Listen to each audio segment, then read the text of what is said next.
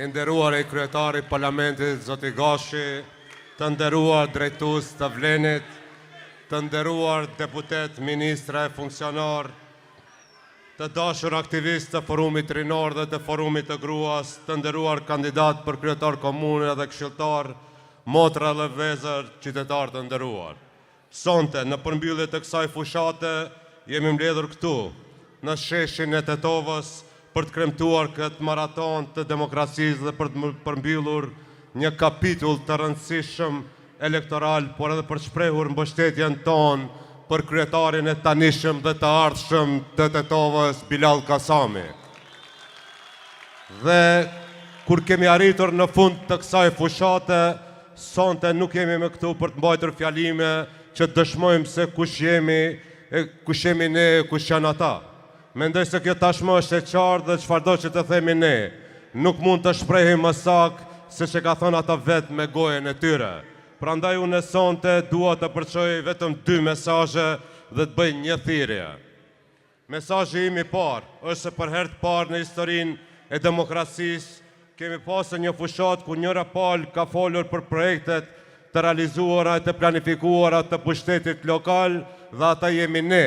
Si dhe një palë tjetër që ka folur për folklorizma, por që nuk ka ofruar as edhe një argument konkret se çfarë kanë bërë në pushtetin lokal që e kanë pasur shumë vite dhe çfarë do të bënin nëse do ta fitonin përsëri ndonjë komunë. Ja filluan dhe përfunduan fushatën duke ofenduar e duke u shërbyer me emrat e banorëve të fermës së kafshëve. Andaj dallimi është i qartë dhe unë dua t'ju them që më 19 tetor të vlerësoni këtë dallim. Mesazhi i dytë ka të bëjë me Tetovën. Ne të gjithë jemi dëshmitar se njeriu i parë që seriozisht është marrë me punët e Tetovës në këtë 4 vjeçar është Bilal Kasami. Prandaj, tetovarët jo që kanë mundësi, por më shumë e kanë detyrim për veten e tyre e për familjet e tyre që të mbështesin Bilalin, sepse sot më shumë se fjala jon flet puna e tij.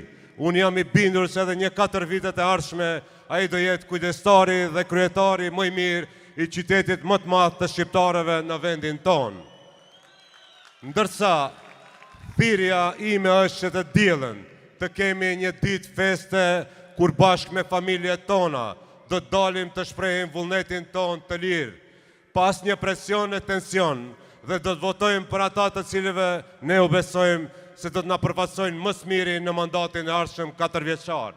Për fund, duke ju falenderuar të gjithëve për këtë fushat dinjitoze dhe pak të gjatë, dua t'ju them se deri me 2028 nuk do të kemi zgjedhjet parlamentare, ashtu që ju do keni kohë të pushoni e ne do kemi kohë të punojmë. Ju falenderoj.